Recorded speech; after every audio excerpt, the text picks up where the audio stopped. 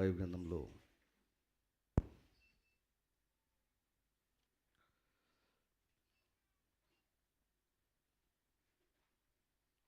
గలతీలకు రాసిన పత్రికలోంచి ఒక లేఖన భాగం చదువుదాం.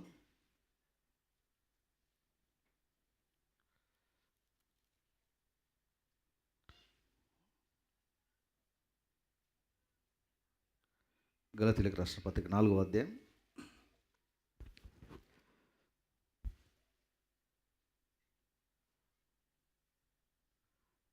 4వ అధ్యాయంలోంచి 8వ వచనం చదువు. 8 నుంచి 11వ వచనం చదువుదాం.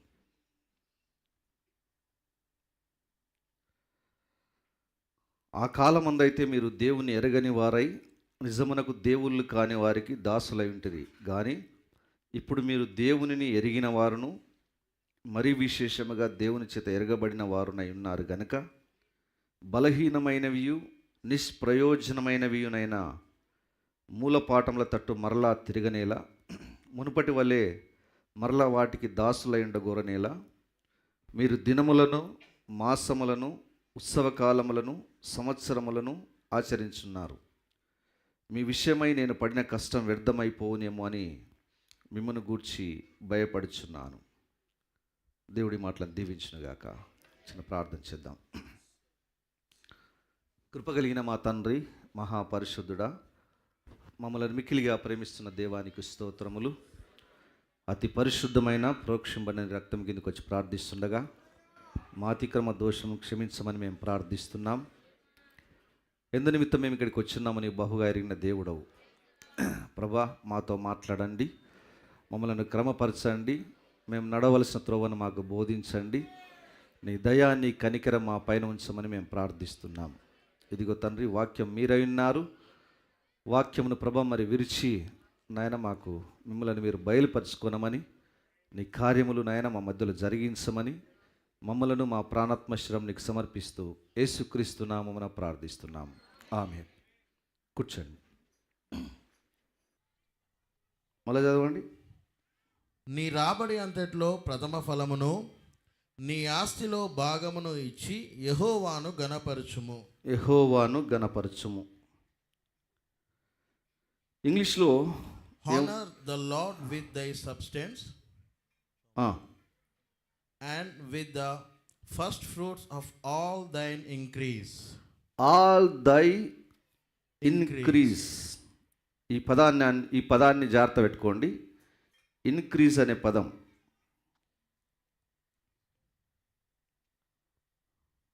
అంటే నీ ఆస్తిలో నీ రాబడి అంతటిలో అనే మాట ఉంది కదా. నీ రాబడి అంతటిలో అనే మాట ఉంది. దేవునికి భాగం ఇవ్వాలనేది. తర్వాత ద్వితీయోపదేశ కాండంలో 14వ అధ్యాయం 22వ వచనం. Page number 158. ప్రతి సంవత్సరమున నీ విత్తనముల పంటలో దశమ భాగమును ఆవశ్యముగా వేరుపరచవలెను. ప్రతి సంవత్సరం నీ విత్తనముల పంటలో దశమ భాగమును ఆవశ్యంగా వేరుపరచవలెను. రైట్. దాన్ని ఇంగ్లీష్లో మనం చూద్దాం ఒకసారి. ఎస్, ద్వితీయోపదేశ కాండం 14వ అధ్యాయం 22వ వచనం. Thou shalt truly tithe all the increase of thy seed, that the field bring forth year by year. Yes. Thou shalt truly tithe all the increase of thy seed, that the field bringeth forth year by year. ఇక్కడ కూడా increase అనే పదాన్ని ఉపయోగించారు. తర్వాత ఇంకొక దగ్గర మనం ఈ మాటను చూద్దాం.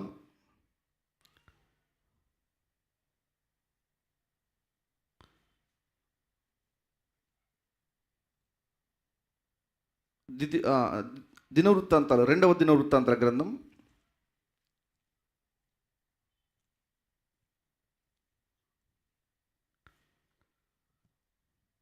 31:5. Page number 385, 31:5.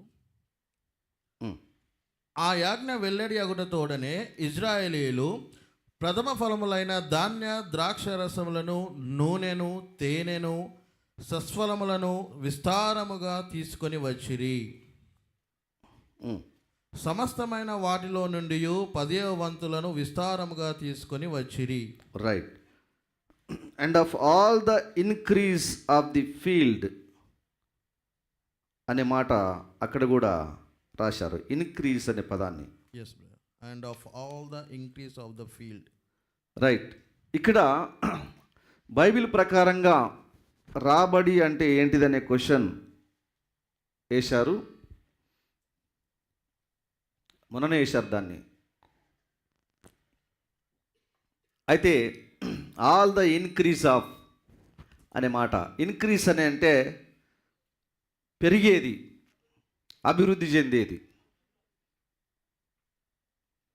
దాని గురించి. ఉదాహరణకు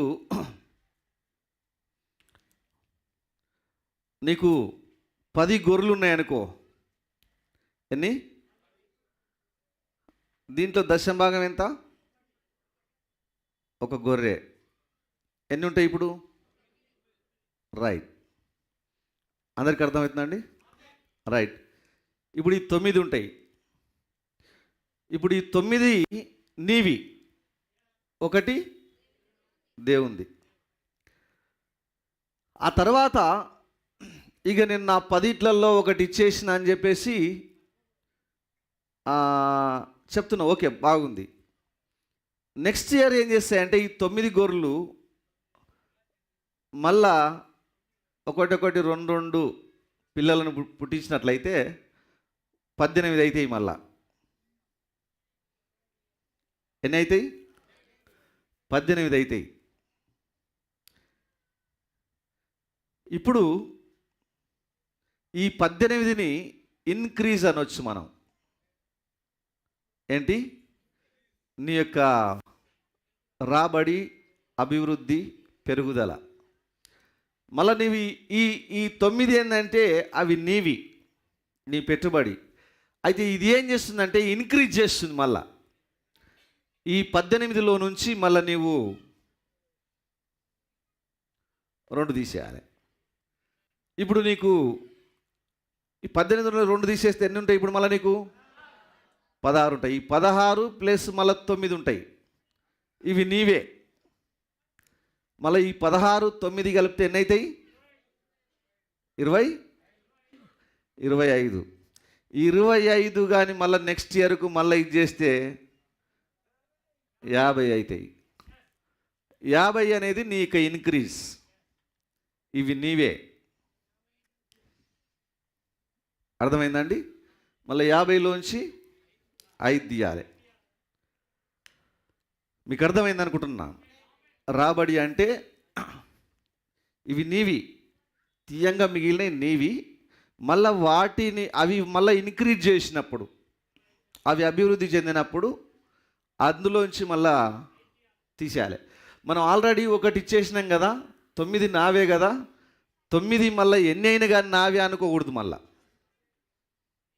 9 100 అవుతాయి కదా, నేను ఆల్రెడీ ఒకటి ఇచ్చేసిన కదా, ఇవన్నీ నావే అనుకోవడానికి వీల్లేదు. అందుకే దేవుడు నీ యొక్క అభివృద్ధిలో నీ ఇన్క్రీజ్లు తీయమని చెప్పేసి అంటున్నాడు ఆయన. అట్లా ప్రతి దాంట్లోంచి నువ్వు కౌంట్ చేసుకోవాలి. ఇప్పుడు ఉదాహరణకు నీ పొలంలో బస్తాలు పండుతాయి, 10 బస్తాలు తీయాలి. నీకు 90 బస్తాలు ఉంటాయి. ఈ 90 బస్తాలతోటి అవి ఏమన్నా ఇంక్రీజ్ చేస్తే మళ్ళా, అంటే వాటిని ఇంకెక్కడన్నా పెట్టుబడి పెట్టినా, ఇంకా వేరే పొలంలో వేసినా, మళ్ళీ వాటితోటి మళ్ళా అభివృద్ధి చెందుతుంది ఏదైతుందో దాంట్లోంచి మనం తీయాల్సి వస్తుంది. అది మనం గుర్తుపెట్టుకోవాలి. అర్థమైందండి మీకు? రైట్. ఇంకొక కార్యం చెప్తా నేను. ఇదే క్రమంలో ఒక ఉద్యోగస్తునికి 1,00,000 రూపాయల జీతం ఉంది. ఎంత? 1,00,000. ఇది ఆయన టోటల్ నెట్ సాలరీ కాదు ఇది. అంటే అన్ని కటింగ్స్ పోను వచ్చేది ఒక 70 వచ్చింది అనుకో. కటింగ్స్ పోను 70 వస్తే మనం దశంభాగం దీంట్లో తీయాలనా? రైట్, పై దాంట్లో తీస్తాం. నీ గ్రాస్ టోటల్ సాలరీలోంచి 10,000 తీస్తాం. మిగతా 90,000లో నీకు రకరకాల కటింగ్స్ పోతాయి. అందులో ఇక మీకు ఉద్యోగస్తులకు తెలుసు, పిఎఫ్ అని, ఈఎస్ఐయా, జీపీఎఫా, ఇంకా ఏమేమి ఉంటాయి ఇవన్నిటికీ కట్ అవుతుంటాయి. పిఎఫ్ నీకు నీ రిటైర్మెంట్ వరకు ఒక 2 లక్షలు కట్ అయింది అనుకో. అట్లా ప్రతి దాంట్లో 2 లక్షలు మొత్తం నీ రిటైర్మెంట్ వరకు 2 లక్షలు కట్ అవుతుంది. అట్లే కొన్ని ఎల్ఐసీలు ఉంటాయి. ఏంటివి? ఎల్ఐసీలు కూడా ఒక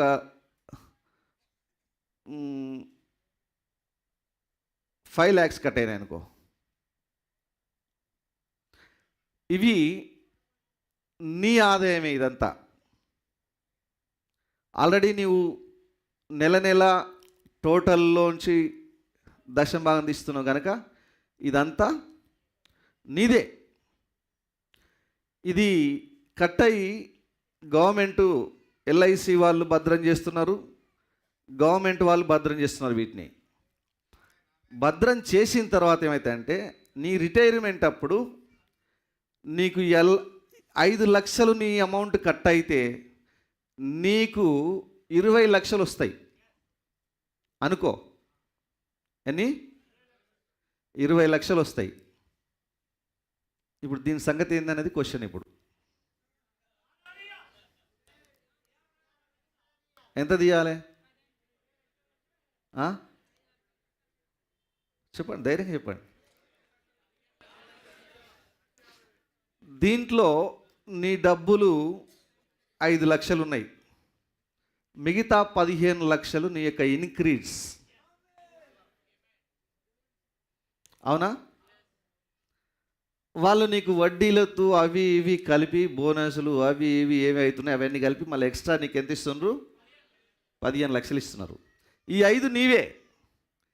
ఈ 5 ఏం చేసిందంటే ఈ 9 గొర్రెలు 18 గొర్రెలను చేసినట్టు ఈ 5 లక్షలు ఏం చేసినాయి?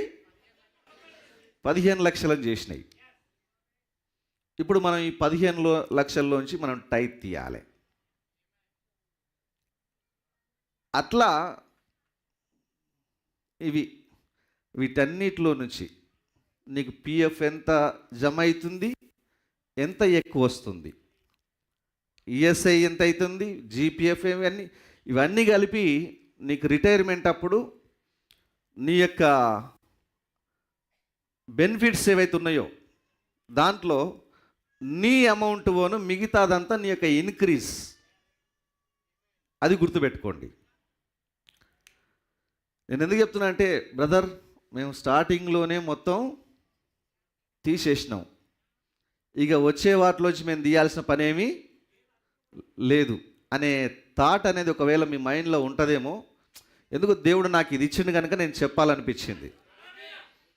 అది ఎంప్లాయీసే కావచ్చు, ప్రైవేట్ ఎంప్లాయీస్ అయినా కానీ, ఎవరైనా కానీ, ఎక్కడైనా కానీ, ఈవెన్ ప్రైవేట్ వాళ్ళు ఎల్ఐసి చేసుకున్నా నీవు దశంభాగం తీయంగా నీ డబ్బులో నుంచి నువ్వు ఎల్ఐసి కడుతున్నావు. నీ డబ్బు ఎల్ఐసిలో ఏం చేస్తుందంటే అది ఉండి అది నీ డబ్బు నుంచి ఇంకా ఇన్క్రీజ్ చేస్తూ ఉంది. అది కనుక నీకు ఎంతైతే ఇన్క్రీజ్ అవుతుందో ఆ ఇన్క్రీజ్లో నుంచి నీవు తీయాలనేది దేవుని యొక్క ఆజ్ఞది. దేవునికి మహిమ కలుగునుగాక. ఎందుకంటే కొందరికి ఈ విషయాలు తెలియవు కనుక రాబడి అంటే ఏంటిది అనేది క్వశ్చన్ వేశారు కనుక దానికి ఇది ఆన్సర్. అట్లే నీ యొక్క డబ్బును నీవు రియల్ ఎస్టేట్లో పెట్టినా అది ఏదైతే ఇంక్రీజ్ చేస్తుందో, నువ్వు 50 లక్షలు పెడతావు, నెక్స్ట్ ఇయర్ ఆ ప్లాట్ అమ్ముతావు, ₹1,00,00,000 అమ్ముతావు. నీ 50 లక్షలను ఇంక్రీజ్ చేసింది. నువ్వు పెట్టిన పెట్టుబడి 50లో కాదు తీయాల్సింది, ఇంక్రీజ్ చేసిన వాటిలోంచి తీయాలి నువ్వు. ఆ విధంగా మరి మనం దేవునికి ఇచ్చి నీ రాబడి అంతటిలో లేదా నీ యొక్క ఇంక్రీజ్లో దేవునికి భాగం ఇచ్చి యెహోవాను ఘనపరచమని వాక్యం సెలవిస్తూ ఉంది. దేవుని నామానికి మహిమ కలుగును గాక.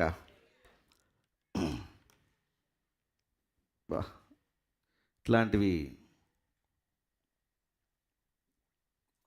సరే, దేవుని ప్రేమించే వాళ్ళకి ఇవి పెద్ద భారం ఏం కావు, పెద్ద భారం ఏమి.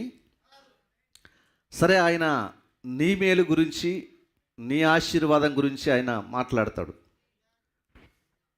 నీకు నష్టం జరగాలనేది దేవుని ఉద్దేశం కాదు. దేవుడు నీకు ఆ విధంగా ఇస్తున్నప్పుడు దేవుని ప్రేమించే వాళ్ళు డెఫినెట్గా ఏం చేయాలంటే ఈ విధానాన్ని మనం ఫాలో కావాలి. అది వ్యవసాయదారులైనా, ప్రైవేట్ ఎంప్లాయీస్ అయినా, గవర్నమెంట్ ఎంప్లాయీస్ అయినా,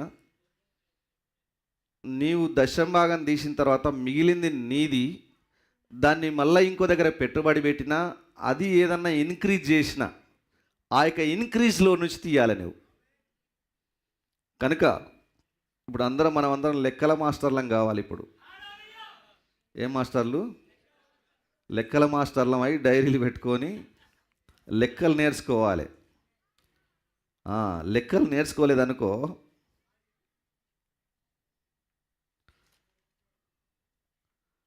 దేవుడు మనల్ని లెక్కిస్తాడు. కనుక ఎంతో కొంత అని మూటగట్టించేది కాదు.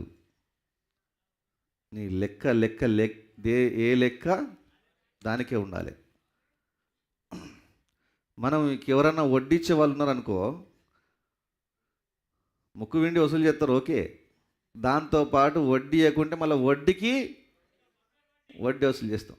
అంటే మనకే ఇంత తెలివి ఉంటే దేవునికి లేదా? ఉంటుంది. కనుక దేవుని దగ్గర మనం నమ్మకంగా ఉందాం, చేద్దాం. డెఫినెట్గా దేవుడు మిమ్మల్ని దీవిస్తాడు. దేవుడు మిమ్మల్ని దీవించునుగాక. తర్వాత ఇప్పుడు మళ్ళీ మనం గలతీయులకు రాసిన పత్రికలోకి వెళ్దాం, మన అంశంలోకి వెళ్దాం.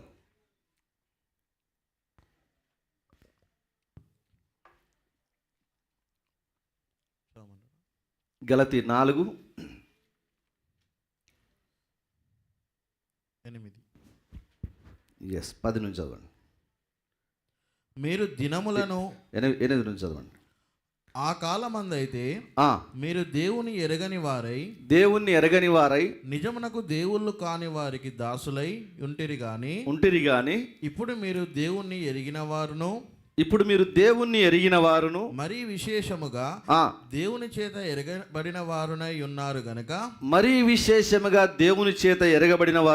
గనక బలహీనమైనవియు నిష్ప్రయోజనమైనవియునైన మూల పాఠముల తట్టు మరలా తిరగనేలా. బలహీనమైనవియు నిష్ప్రయోజనమైన మూల పాఠముల తట్టు మరలా తిరగనేలా మునుపటి వలె మరలా వాటికి దాసులై ఉండ గోరనేలా మీరు దినములను మాసములను ఉత్సవ కాలములను సంవత్సరములను ఆచరించుచున్నారు. మీ విషయమై నేను పడిన కష్టము వ్యర్థమైపోవునేమో అని మిమ్మును గూర్చి భయపడుచున్నాను. అపోస్తలుడైన పౌలు గారు చెప్తా ఉన్నాడు ఈ గలతీయులతోటి. ఏమంటున్నాడంటే, ఆ కాలమందైతే మీరు దేవుణ్ణి ఎరగని వారై నిజమునకు దేవుళ్ళు కాని వారికి దాసులై ఉంటిరి అని చెప్తూ, కానీ ఇప్పుడు మీరు దేవుణ్ణి ఎరిగిన వారును మరీ విశేషముగా దేవుని చేత ఎరగబడిన వారునై ఉన్నారు గనక. ఇప్పుడు దేవుని మీరు తెలుసుకున్నారు, దేవుని చేత దేవుడు మిమ్ములు ఎరిగి ఉన్నాడు కనుక బలహీనమైనవి నిష్ప్రయోజనమైనవినైన మూల పాఠముల తట్టు మరలా తిరగనేలా. ఈ బలహీనమైనవి మూల పాఠాలు నిష్ప్రయోజనమైనవి, బలహీనమైనవి నిష్ప్రయోజనమైన మూల పాఠాలు ఏంటివి అని చూస్తే 10వ వచనం, మీరు దినములను మాసములను ఉత్సవ కాలములను సంవత్సరములను ఆచరించుచున్నారు. మీ విషయమై నేను పడిన కష్టము వ్యర్థమైపోవునేమో అని మిమ్మల్ని గూర్చి భయపడుచున్నాను. మీరు దినములను మాసములను ఉత్సవ కాలములను సంవత్సరములను ఆచరించుచున్నారు. అంటే సరే, మరి కొన్ని కార్యాలు వీటిని మనం చూద్దాం. ఈ డిసెంబర్ నెలలో కొంచెం ఈ క్రిస్మస్ గురించి, ఫెస్టివల్స్ గురించి, వీటి గురించి కొంచెం లోతుగా మనం అధ్యయనం చేద్దాం. నేను కొంచెం మామూలుగా ఈరోజు కొన్ని విషయాలు మీతో మాట్లాడతాను.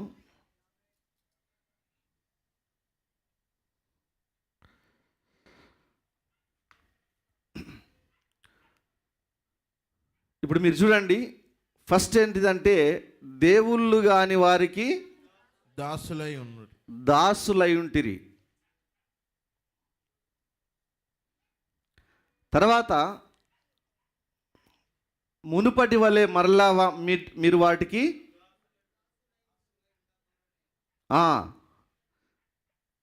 దేవుళ్ళు కాని వారికి దాసులై ఉంటిరి. ఆ మాటను మళ్ళీ చదవండి.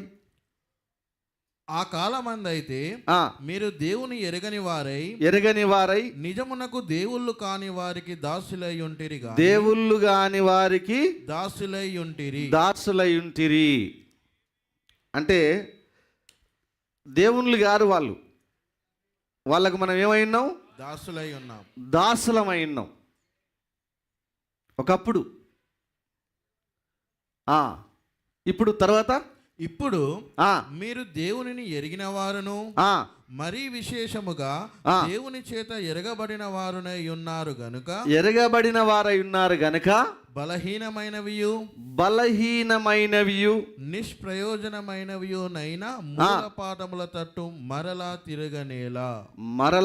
తిరగనేలా. ఇంకా మునుపటి వలె మరలా వాటికి దాసులై ఉండగోరనేలా. రైట్. ఇంతకుముందు ఎవరికి దాసులై ఉన్నారు? దేవుళ్ళు కాని వారికి దాసులై ఉన్నారు. ఇప్పుడు బలహీనమైనవి నిష్ప్రయోజనమైన వాటిని మళ్ళా వాటి వైపు ఎందుకు తిరుగుతున్నారు? మరలా వాటికి దాసులై ఉండగోరనేలా. ఒకప్పుడు మనం దేవుని ఎరగని తెలియనప్పుడు మనం వాటికి దాసులైనాం, దేవుళ్ళు కాని వారికి దాసులైనాం. ఇప్పుడు దేవుని ఎరిగినాం, దేవుని చేత ఎరగబడిన వారంగా ఉన్నాం. మరలా వాటి వైపు ఎందుకు తిరుగుతున్నారు? నిష్ప్రయోజనమైనవి బలహీనమైనవి అయిన వాటి వైపు ఎందుకు తిరుగుతున్నారు? వాటికి మరలా మీరు ఎందుకు దాసులై ఉండగోరుతున్నారు? అంటే ఈ గలతీయులు మళ్ళా ఇంట్లో విగ్రహాలను పెట్టుకొని మొక్కుతలేరు. ఒకప్పుడు విగ్రహాలను దేవుళ్ళు కాని వారిని మొక్కిండ్రు, వాటికి దాసులై ఉన్నారు.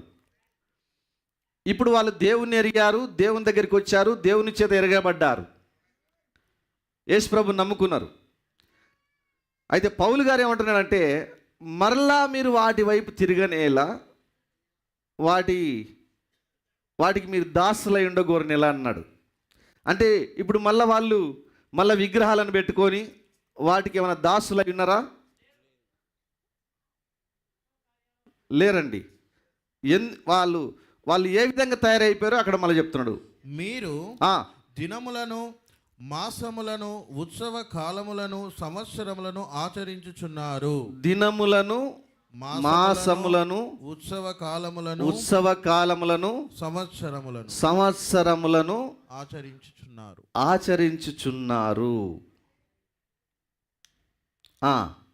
మీ విషయమై నేను పడిన కష్టం వ్యర్థమైపోనేమో అని మిమ్మల్ని గూర్చి, నా కష్టం అంతా వ్యర్థమైపోతుందేమో అని నేను మిమ్మల్ని గూర్చి భయపడుతున్నాను అంటున్నాడు. మీరు దినములను, మాసములను, ఉత్సవ కాలములను, సంవత్సరములను ఆచరిస్తున్నారు. వాళ్ళు విగ్రహాలను మొక్తలేరు. ఇప్పుడు ఎవరు? గలతీయులు ఇప్పుడు విగ్రహాలను మొక్తలేరు. వాళ్ళు ఏం చేస్తున్నారంటే ఈ దినములను, మాసములను, ఉత్సవకాలం, సంవత్సరాలను ఆచరిస్తున్నారు. కనుక ఈ దినములను, మాసములను, ఉత్సవకాలం, సంవత్సరాలను ఆచరిస్తే మళ్ళా మనం దేవుళ్ళు కాని వారికి దాసులై ఉన్నట్టే. మీ అందరికి అర్థమైంది అనుకుంటా.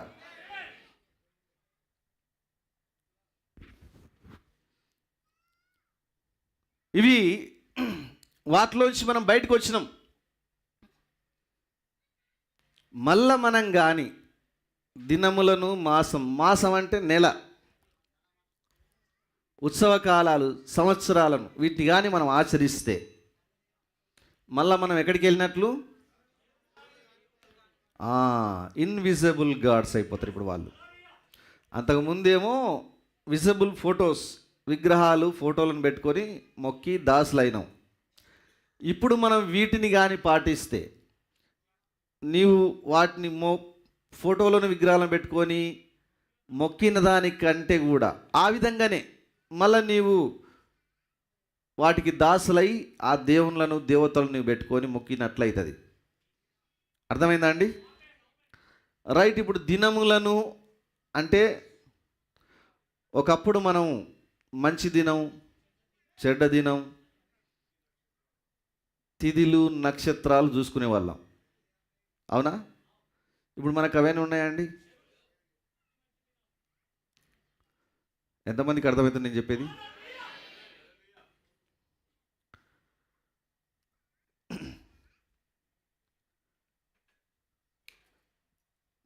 మెయిన్గా ఇవి దినాలు పెళ్ళిళ్ళ దగ్గర చూస్తారు, మంచి రోజులు.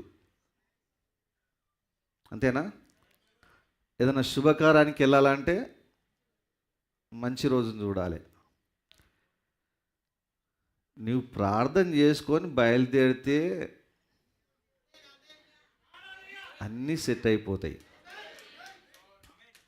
ఈరోజు మనం శుభకార్యానికి వెళ్తున్నాం, అమ్మాయిని చూడడానికి వెళ్తున్నాం, మంచి రోజు చూసుకొని పోవాలి అన్నావు అనుకో, మళ్ళా నువ్వు పెద్ద విగ్రహాన్ని పెట్టుకొని దాసునివి, దాసురాలు అయినట్టే. మంచి రోజు, చెడ్డ రోజు, ఈ రోజుల గురించి నీవు ఆలోచించినమాట నీ మైండ్లోంచి మొత్తం తుడిచిపెట్టుకపోవాలి. మరుపనే సముద్రంలో పడాలి పోయి. ఏ రోజైనా మనకు మంచి రోజే. మనకు బైబిల్లో ఇది మంచి రోజు కాదు, ఇది మంచి రోజు అనేది ఏమి ఎక్కడ లేదు. అమావాస్య, పౌర్ణమి ఇట్లాంటివన్నీ, పౌర్ణమి అంటేనే పుణ్యం, అమావాస్య, పుణ్యం ఇట్లాంటివి నీవు పాటించినా నీవు మళ్ళా విగ్రహాలకు దాసునివి, దాసురాలు అయినట్టే. ఇవి కొంత జిడ్డు పోదు మనకు.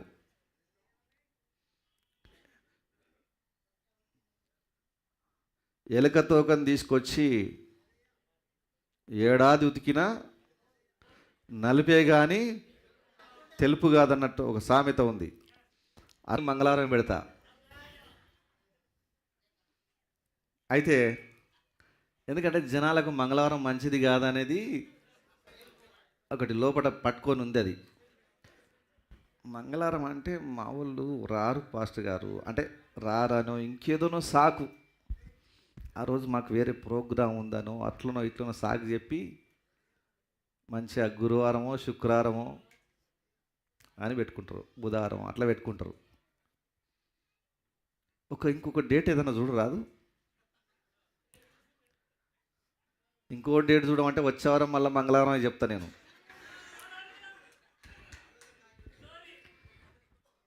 అది కాకుండా ఇంకోటి చూడమంటే మళ్ళీ మంగళవారం చెప్తా నేను.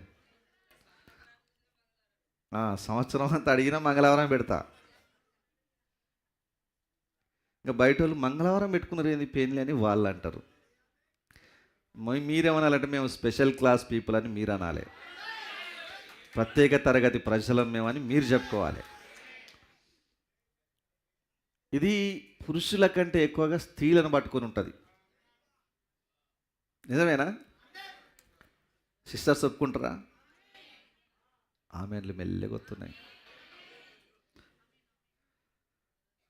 పురుషులకు ఏది మంచి రోజు తెలియదు, ఏది చెడ్డ రోజు తెలియదు. పొద్దున్న లేవాలి, పనికి వెళ్ళాలి, పని చేసుకొని సాయంత్రం డబ్బులు పట్టుకొని వస్తారు వాళ్ళు, అంతే. వాళ్ళకి ఇది మంచి రోజా చెడ్డ రోజా పూజనా కాదా అనేది వాళ్ళకు. ఇక ఇంట్లో వీళ్ళు గుర్తు చేస్తుంటారు, రిమైండర్.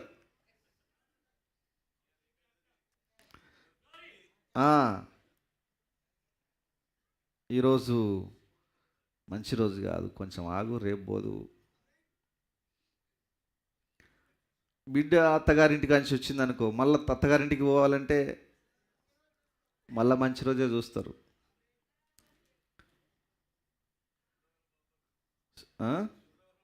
శుక్రవారం పంపరట చూడు, అదేందో నాకు తెలియదు ఇవన్నీ ఎక్కువగా.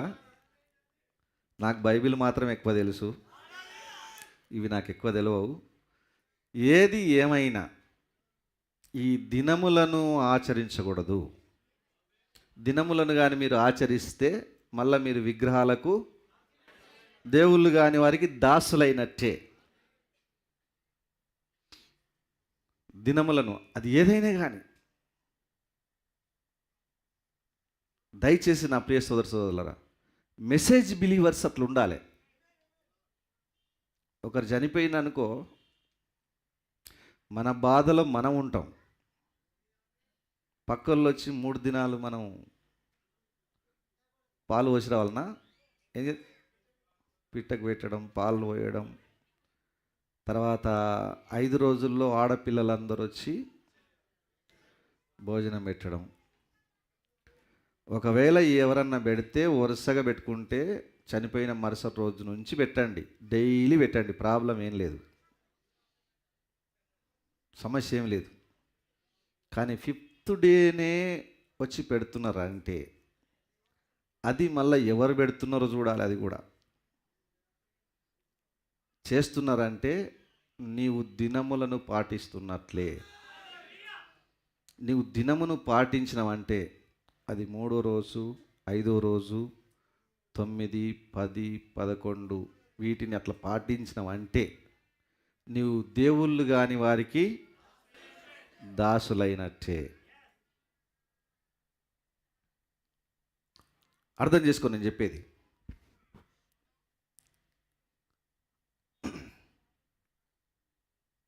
పెళ్ళప్పుడు, చనిపోయేటప్పుడు, శుభకార్యాలకు వెళ్ళేటప్పుడు ఇవి కానీ నువ్వు చేసినావంటే నువ్వు నిజమైన దేవునికి దాసునిగా లేవు. అలాగే మాసములు అంటే నెలలు, నెలమాసికం, అంతేనా? నెలమాసికం తర్వాత పెళ్ళి అయిన తర్వాత ఒక నెలలో అత్త ముఖం చూడకూడదు. ఏ నెల? ఆషాఢ మాసమేనా? అప్పుడు ఎవరి ముఖం చూడకూడదు? మెసేజ్ బిలీవర్స్ ఆషాఢ మాసంలో అత్త ముఖమే చూడాలి రోజు.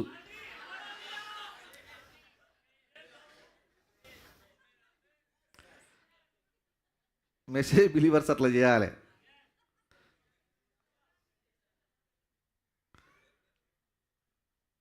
మనం అంతా యాంటీగా వెళ్తుండాలి.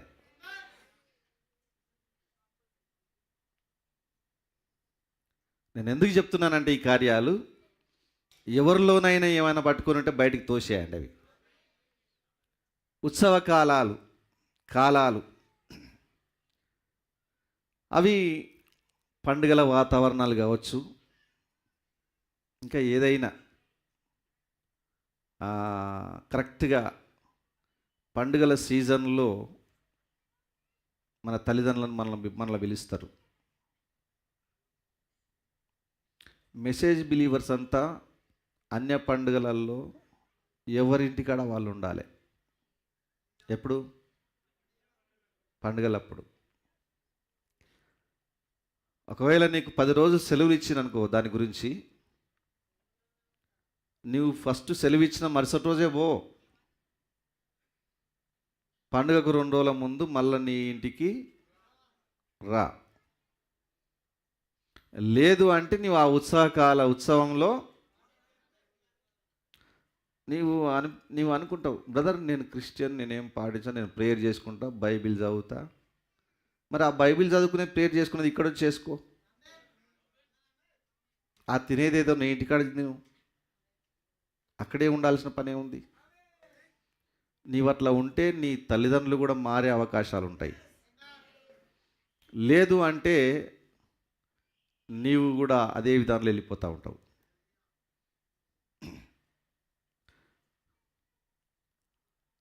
ఇప్పటి నుంచి మనం ఏం చేయాలి? ఉత్సవ కాలాలప్పుడు మన ఇండ్ల కాడ మనమే ఉండాలి. అప్పుడప్పుడు కొందరు కనబడుతున్నా, ఇగో ఈ టైంలో మీరు ఫోన్ చేసి చూడండి, ఈ సిస్టర్ పోయి వాళ్ళ తల్లిగారింటి కూడా ఉంటుంది, ఈ బ్రదర్ కూడా పోతాడు, వాళ్ళని తీసుకురావడానికి పోయినా అని పోతాడు, ఆన్నే ఉంటాడు చూడని చెప్తా ఉంటారు నాకు. అట్లే నేను ఫోన్ చేస్తే వాళ్ళు అట్లే ఉంటారు.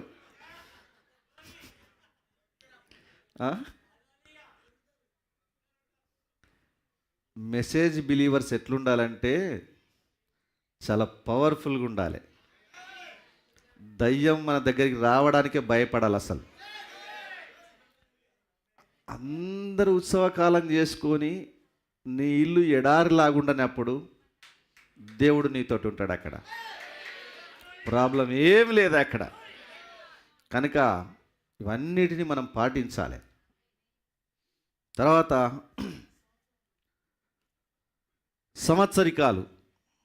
సంవత్సరాలంటే సంవత్సరికాలు, ఏడాది మాసికాలు, నెల మాసికాలు, ఏడాది మాసికాలు. వాస్తవంగా మనం క్రైస్తవులకు కొంత వెలుగు ఉంటుంది. మెసేజ్ బిలీవర్స్కు సంపూర్ణమైన వెలుగు ఉంది.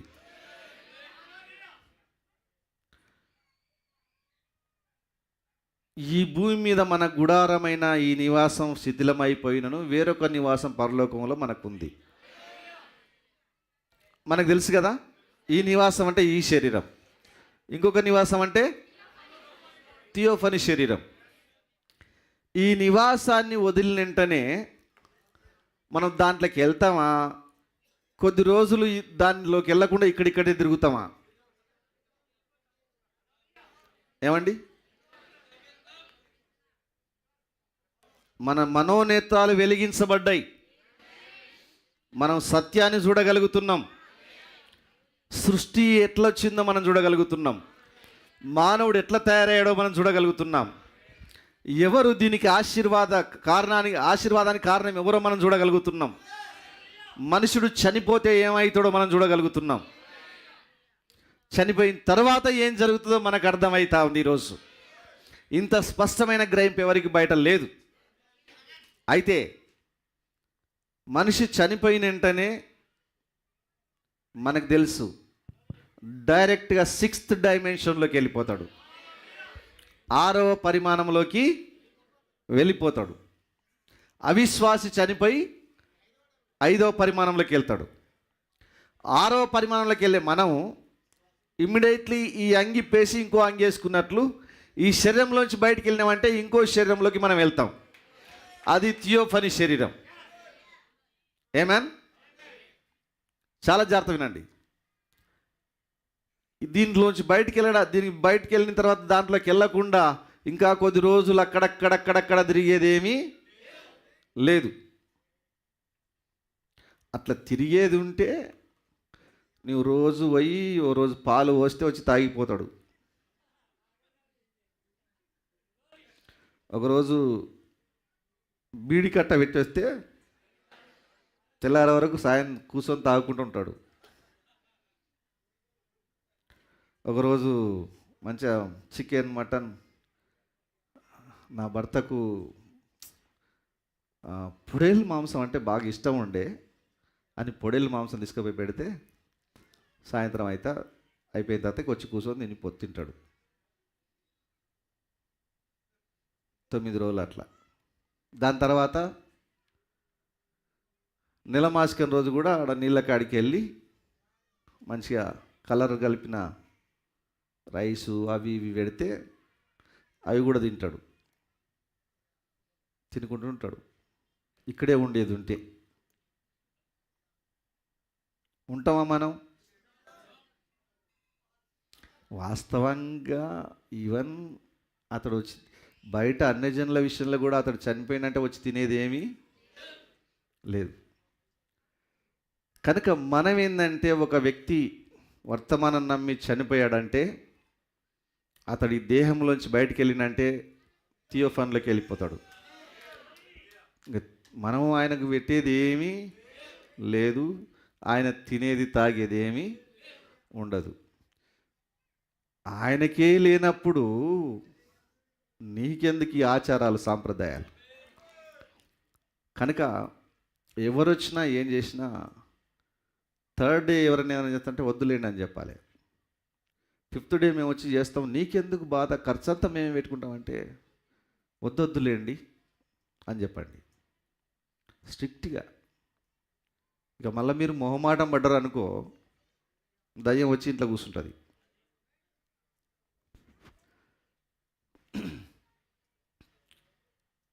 సంవత్సరం ఏడాది మాసికం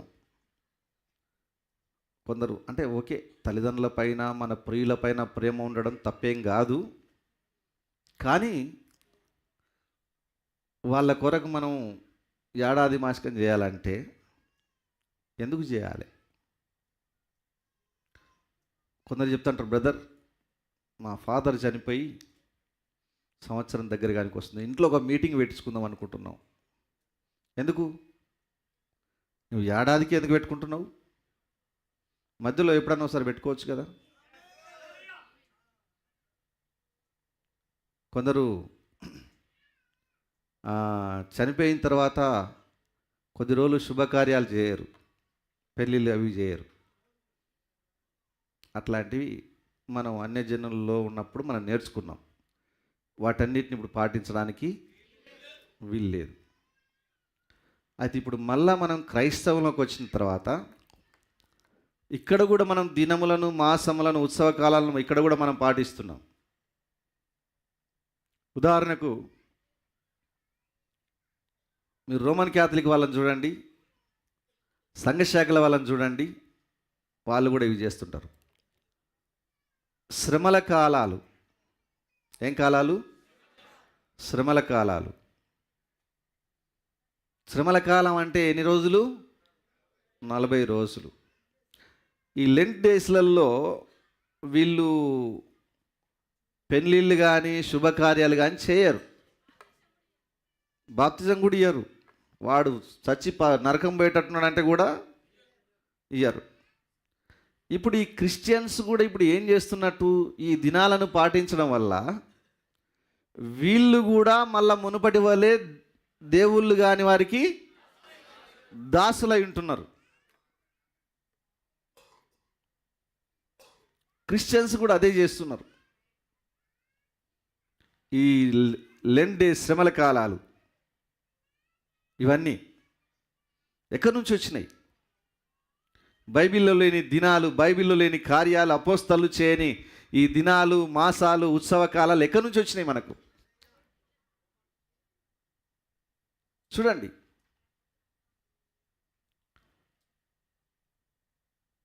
క్రిస్టియన్స్ కూడా టోటల్గా అన్యుల్లాగానే ఉన్నారు.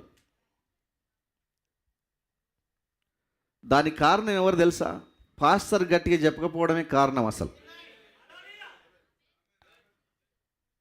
పాస్టర్ రాజీ పడడానికే కారణం. అసలు కారణం అది.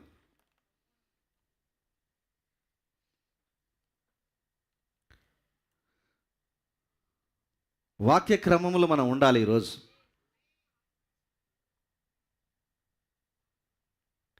క్రిస్టియన్స్ అయ్యండి, క్రిస్టియన్ పెళ్ళి పాస్టర్తో చేపిస్తూ వాళ్ళు పాటించే దినాలు, ఆచారాలు, సాంప్రదాయాలన్నీ మళ్ళా అన్యులవే ఉంటాయి. ఇవన్నీ చెయ్యొచ్చా చేయకూడదా, వర్తమానంలో ఉన్నాయా లేవా అని అడిగి తెలుసుకొని ముందుకెళ్ళాలి మనం.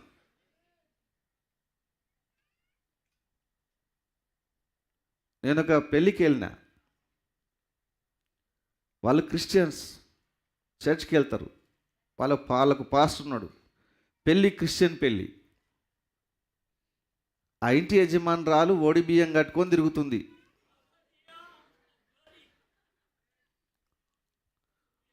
ఒడి బియ్యం కట్టుకొని తిరిగి కాళ్ళకు ఇంత పసుపు రాసుకొని, ఈడ ఇంత పసుపు రాసుకొని, ఈడ ఇంత పసుపు రాసుకొని. ఈ పసుపు రాసుకునే రోగం కూడా బాగుంటుంది అందరికీ. ఇవన్నీ మనకు లేవండి. ఎందుకు నీకు కాళ్ళకు ఇటు అటు ఎందుకు పసుపు రాసుకోవాలి? రాసుకోనట్లు కనబడుతుంటారు కొందరు. ఏమేం పెట్టుకుంటారో అది మీకే తెలుసు. మీరందరు సిస్టర్స్ అందరు కూడా వీటిని నేర్చుకోవాలి. మిగతా వాళ్ళకు కూడా నెమ్మదిగా ఇట్లా కాదమ్మా, ఇట్లా ఇట్లా అని చెప్పి చెప్పాలి. మనం దేవుని దగ్గరికి వచ్చిన తర్వాత వాక్యంలో ఉన్నది పాటించాలి, లేనిది పాటించకూడదు, బంద్ పెట్టాలి అది మనం అని చెప్పుకోవాలి. కనుక దినములను, మాసములను, ఉత్సవకాలములను, సంవత్సరములను ఆచరిస్తున్నాం. అయితే మనకు కొలస్సీలకు రాసిన పత్రికలో ఒక మాట రాయబడింది చూడండి. కొలస్సీ 2:16.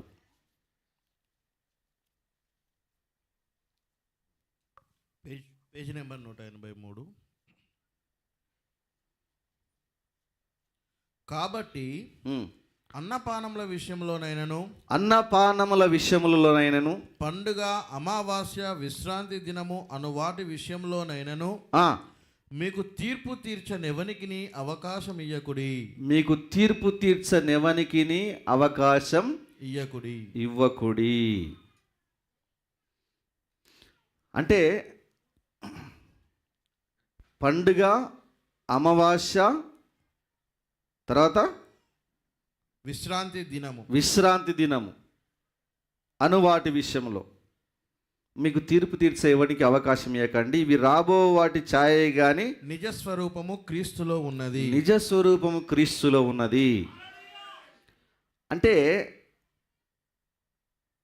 ఈ క్రిస్టియన్స్ పాటించే ఈ పండుగలు ఆ రోజుల్లో అపోస్తుల దినాలు ఈ అన్య పండుగలు లోపలికి ఎంటర్ కాలే, కానీ ఈ యొక్క యూదుల పండుగలు ఎంటర్ అయ్యేవి. యూదులు ఈ పండుగలను ఆచరించేవాళ్ళు. యూదులకు ఎన్ని పండుగలు ఉండేవి? 7 పండుగలు ఉండేవి. రాసుకుంటారా పండుగలను? రాసుకోండి.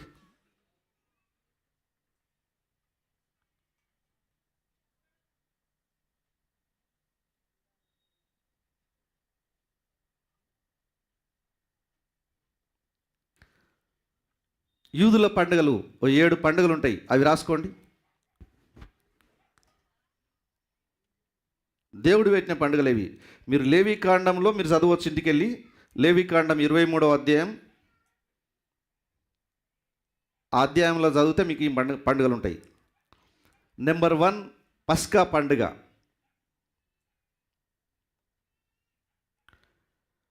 నెంబర్ 1 పస్కా పండుగ. ఇది ఏప్రిల్ నెలలో జరుపుకుంటారు. నెంబర్ 2 పులియని రొట్టెల పండుగ. ఇది కూడా ఏప్రిల్ నెలలో జరుపుకుంటారు. నెంబర్ 3 ప్రథమ ఫలముల పంట. పంట వచ్చినప్పుడు ప్రథమ ఫలములు తీసుకొచ్చుకొని పండుగ చేసుకునేది. నెంబర్ 4 పెంతెకోస్తు పండుగ. ఇది జూన్ నెలలో జరుపుకుంటారట. ఇది తర్వాత నెంబర్ 5 బూరల పండుగ. ఇది అక్టోబర్ నెలలో జరుపుకుంటారు. నెంబర్ 6 ప్రాయచిత్త పండుగ. ప్రాయచిత్తార్థ పండుగ. అది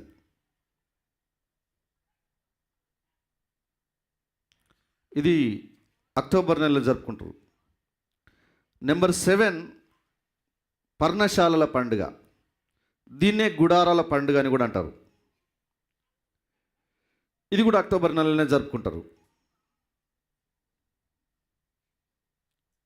ఇవి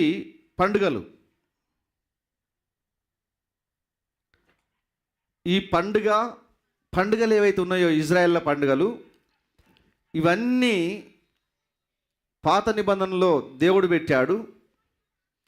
కొత్త నిబంధనలోకి వస్తే ఇవన్నీ లేవు. ఇవన్నీ ఇప్పుడు మనం కొలస్సీలకు రాసిన పత్రికలో ఏముందంటే, ఇవి రాబో వాటి ఛాయయే కానీ నిజస్వరూపము క్రీస్తులో ఉన్నది. మనం క్రీస్తులోనికి వచ్చినామంటే, క్రీస్తుని వెంబడిస్తున్నామంటే, ఈ పండుగలు మనం చేసినట్టే. నిజమేనండి? మళ్ళీ అక్షరార్థంగా వీటిని మనం చేయాల్సిన పని లేదు. అందుకే కొలస్సీలకు పౌలు గారు చెప్తున్నాడు. అయితే కొలస్సీలకు పౌలు గారు చెప్పే ఈ పండుగలు అన్య పండుగల గురించి కాదు, ఇవి ఇశ్రాయేల్ యూదుల పండుగల గురించి చెప్తున్నాడు ఆయన. యూదుల పండుగలే లేవన్నప్పుడు ఇక అన్య పండుగలు ఎక్కడివి మనకు ఉన్నాయా? మనకు ఏదో రకంగా ఇప్పుడు మనకి ఇక్కడేం యూదుల పండుగలు లేవు మనం పోయి చూడడానికి. ఇక అన్నిల పండుగల యొక్క ఎఫెక్ట్ మన పైన పడుతూ ఉంటుంది. ఆడొక వ్యక్తిని తలకాయాలను గాలి చేస్తున్నారంటే వీళ్ళు పోయి చూడడానికి బారులు తీరుతారు మనోళ్ళు. అది మన పని కాదు. మనం క్రీస్తులో ఉండాలి. మనం ఏ విషయంలో కూడా మన మనసు అటు ఇటు లాగకూడదు. అందుకే యూదుల పండుగల విషయంలో కూడా మన మనసు అటు పోకూడదు అని పౌలు గారు మనకు చెప్తా ఉన్నాడు. నిజస్వరూపం క్రీస్తులో ఉంది. క్రీస్తును మనం పట్టుకొని ఉన్నాం. క్రీస్తులో మనం ఉన్నాం కనుక ఇప్పుడు ఆ పండుగలన్నీ మనలోనే ఉన్నాయి. ఇప్పుడు కనుక మళ్ళీ నీవేదో ప్రత్యేకంగా పండుగ చేసుకోవాల్సిన పని లేదు. పెంతెకోస్తు పండుగ, బూరల పండుగ, గుడారాల పండుగ ఇవి మనం చేసుకోవాల్సిన పని ఏమీ లేదు. అయితే చాలామంది క్రైస్తవులలో ఈ పండుగలు చేస్తున్నారు. సెవెంత్ డే అడ్వెంటిస్ట్ వాళ్ళు ఇంకా కొందరు చేస్తున్నారు. అట్లా యూదుల పండుగలు చేస్తున్నారు.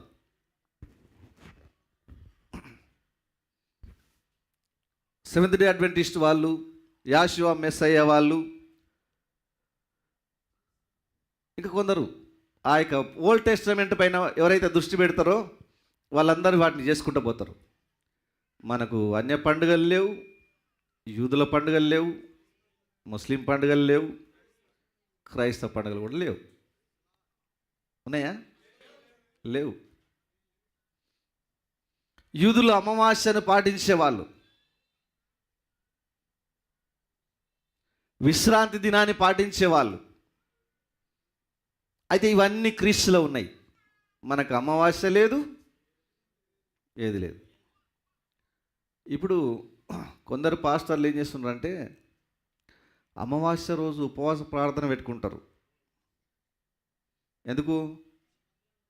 అమావాస్య రోజు దయ్యాలు బాగా లేస్తాయి, బాగా తిరుగుతుంటాయి, మనం ఉపవాసం ఉండి వాటిని జయించాలి, వాటిని ఎల్లగొట్టాలి అని.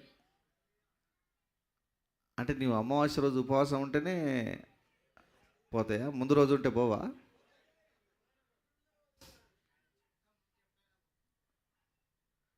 అవి మన దగ్గర రావాలంటేనే దేవుని దగ్గర పర్మిషన్ తీసుకోవాలంటే నీవు మళ్ళీ అమావాస్య రోజు ప్రత్యేక ప్రార్థన ఏంది? ఇవన్నీ మన క్రిస్టియన్స్లో కూడా ఈ దినాలను ఆచరించేది చాలా ఉన్నాయి. వాటన్నిటిలోంచి దేవుడు మనల్ని ప్రత్యేకంగా బయటికి పిలిచాడు. ఆయన నామమునకు మహిమ కలుగును గాక. ఇవన్నీ విశ్రాంతి దినము అనేది కూడా మనం పాటించాల్సిన పని లేదు. శనివారం విశ్రాంతి దినం యూదులకు కనుక ఇప్పుడు మనం శనివారాన్ని కానీ పండుగలను కానీ అమావాస్యను కానీ యూదులై ఏవి మనం పాటించకూడదు. అవి కానీ మనం పాటించినామంటే మనం కృపలోంచి తొలగిపోయినట్లే. గలతీలకు రాసిన పత్రిక తీయండి. గలతీలకు రాసిన పత్రిక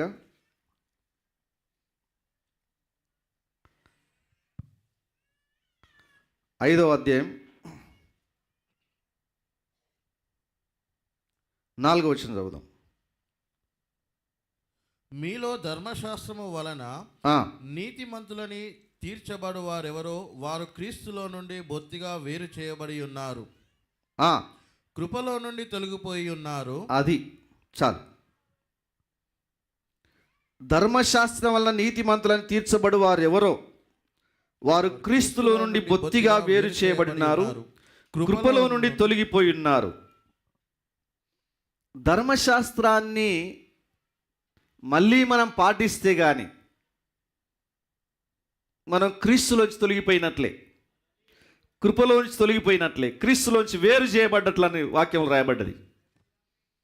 కనుక ధర్మశాస్త్ర సంబంధమైన చాలామంది వస్తూ ఉంటారు. మనం విశ్రాంతి దినాన్ని పాటించాలి, పెంతెకోస్తు పండుగ చేసుకోవాలి, గుడారాల పండుగ చేసుకోవాలి. ఇవన్నీ నేను ఎందుకు ఈ విషయాలు చెప్తున్నా మీరు అర్థం చేసుకోండి. మొదటగా నేను అన్య పండుగల గురించి చెప్పాను, తర్వాత యూదుల పండుగల గురించి చెప్తున్నాను. యూదుల పండుగలను యూదుల పాటించే దినాలను మనం ఆచరించినా కూడా మనం దేవుళ్ళు కాని వారికి దాసులైనట్టే. గలతీలను మీరు కానీ చూస్తే గలతీలను కొందరు వచ్చి ఈ గలతీలకు ఈ ధర్మశాస్త్రానికి సంబంధించిన దినములు, ఆచారాలు, సాంప్రదాయాలు, మాసములు, ఉత్సవ కాలాలను పాటించాలని గలతీలకు చెప్పారు. వేరే అబద్ధ బోధకులు వచ్చి, పౌలు గారేమో ఆయన వాస్తవాన్ని క్రీస్తుని గురించి చెప్పిన తర్వాత ఆ తర్వాత అబద్ధ బోధకులు వచ్చి ధర్మశాస్త్రంలో ఉండే దినాలను, ఆచారాలను, మాసములను, సంవత్సరాలను ఆచరించే విధంగా వాళ్ళను తయారు చేశారు. పౌలు గారు బాధపడ్డాడు. మీరు ఒకప్పుడు అట్లా ఉంటిరి, దేవుళ్ళు గారికి వారికి దాసులై ఉంటిరి, వాటిలోంచి మీరు బయటకు వచ్చిండ్రు, ఇప్పుడు మళ్ళా మీరు వాటినే పాటిస్తే ఏం ప్రయోజనం అని ఈవెన్ ధర్మశాస్త్రంలో ఉండే దినాలను, మాసములను, తర్వాత ఈ యొక్క ఉత్సవ కాలములను, సంవత్సరములను ఆచరించొద్దని కూడా చెప్తున్నాడు. అనిలో ఈ పక్కకెట్టి ఇప్పుడు ధర్మశాస్త్రంలో ఉన్న వాటినే నీవు వెంబడించొద్దు, పాటించొద్దు అని చెప్తున్నాడు. ఇవన్నీ క్రీస్తులో ఉన్నాయి. క్రీస్తులోనికి వచ్చిన తర్వాత మనకి ఏవి ఈ భౌతిక సంబంధమైన ఏవి లేవు అని చెప్పి చెప్తా ఉన్నాడు ఆయన. అయితే ఈ విధంగా క్రైస్తవత్వాన్ని, క్రైస్తవులను పర్ఫెక్ట్గా చేసిన తర్వాత ఆదిమ అపోస్తలుల బోధ, ఆ తర్వాత మళ్ళీ 3వ శతాబ్దం దాటినాక సాతానుడు మళ్ళా ప్రవేశించి క్రైస్తవులను టోటల్గా మళ్ళీ అన్యత్వంలోకి మార్చేశాడు. హల్లెలూయా. ఇప్పుడు క్రైస్తవులు కూడా మరి ఇప్పుడు నేను చెప్పిన ప్రకారంగా శ్రమల దినాలను పాటిస్తున్నారు. ఇది బైబిల్లో అపోస్తలు ఎవరైనా చేశారండి? చేయమని చెప్పారా? చెప్పనప్పుడు మనం దానికి గుండు సున్న పెట్టాలి. అట్లా చేయొద్దు బ్రదర్ అని చెప్పాలి ఎవరికైనా కూడా, అది కరెక్ట్ కాదని.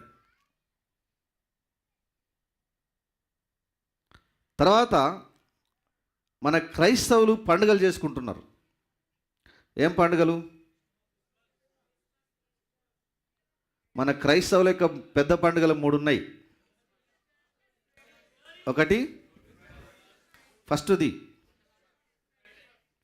క్రిస్మస్, రెండవది ఈస్టర్, గుడ్ ఫ్రైడే తర్వాత Easter, good Friday Easter, right. ఇవి పెద్ద పండుగలు. తర్వాత ఇక శ్రమల దినాలు కూడా వీళ్ళకు ఒక పండుగ లాంటివే, అవి ఆచరిస్తూ ఉంటారు వాటిని. తర్వాత మట్టల ఆదివారం కూడా ఉంటుంది.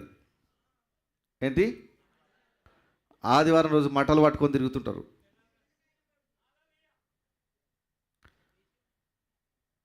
మనకు సమాధుల పండుగ ఒకటి ఉంది. ఏంటి? సమాధుల పండుగ. ఈ సమాధుల పండుగ, మట్టల ఆదివారం, కోతకాలం పండుగ, Christmas, Easter, good Friday, Easter, వీటితో పాటు మళ్ళా ఆయన ఏది తిరిగి లేచి ఆరోహణమయ్యే ఒక దినాన్ని జరుపుకుంటారు. మన దగ్గర కొందరు జరుపుకోకపోవచ్చు, కానీ ఇది క్రిస్టియానిటీలో ఉంది. ఏ రోజు అది? ఆరోహణమయ్యే రోజు అది. తర్వాత మీరు కానీ వెళ్ళి చూస్తే క్రిస్టియానిటీలో క్రిస్మస్కు ముందు రోజు ఒక పండుగ, తర్వాత ఒక పండుగ, బాక్సింగ్ డే ఒక పండుగ. ఇవన్నీ పండుగలు. ఎక్కడి నుంచి వచ్చినాయి ఇవి? బాటమ్లెస్ పిట్ అన్నాడు ప్రవక్త. అడుగులేని అగాధములో నుంచి వచ్చినాయి ఇవన్నీ, వాక్యంలోంచి రాలే ఇవి. అయినా పాస్టర్లు, విశ్వాసకి దానికి అలవాటు పడ్డారు కనుక అది పోతలేదు. దానికి అలవాటు పడ్డారు కనుక పోవట్లేదు అది. మరి బైబిల్లో ఎవరైనా చేసుకున్నారా? చేసుకోమని చెప్పిండ్రా? బైబిల్లో చరిత్ర ఏం తెలుసా? యేసుక్రీస్తు చనిపోయి సమాధి చేయబడి తిరిగి లేచిన తర్వాత అపోస్తలు స్టార్ట్ చేశారు. 93-94 ఆ ప్రాంతంలో యోహాను ప్రకటన గ్రంథం రాశాడు. అంటే దాదాపు ఒక 70 సంవత్సరాల చరిత్ర, 65-70 సంవత్సరాల చరిత్ర ఆ మధ్యలో జరిగిందంతా బైబిల్లో ఉంది. కొత్త నిబంధనలో 4 సువార్తలు కాకుండా అపోస్తల కార్యం కాంచి మొదలు పెట్టుకుంటే 65-70 సంవత్సరాల క్రైస్తవ చరిత్ర రాయబడ్డది. మరి 65-70 సంవత్సరాల ఈ మధ్యలో ఎవరు కూడా ఎక్కడ క్రిస్మస్ కానీ, గుడ్ ఫ్రైడే కానీ, ఈస్టర్ కానీ జరుపుకున్నట్లు, శ్రమల దినాలు జరుపుకున్నట్టు బైబిల్ ఎక్కడ ఉందా? లేదు. లేకున్నా మరి ఎట్లొచ్చింది అనేది మనకు తెలుసు. వచ్చే 2 వారాల్లో మనం చూద్దాం. ఈ అన్యత్వంలోంచి బయటకు వచ్చిన దాన్ని ఈరోజు మన క్రైస్తవులందరూ పాటించుకుంటూ పోతున్నారు. మట్టల ఆదివారం ఎందుకు? మళ్ళీ ఇక స్పెషల్గా సెమీ క్రిస్మస్లు అయిపోయినాయి. ఏంటివి? సెమీ క్రిస్మస్లు అయిపోయినాయి.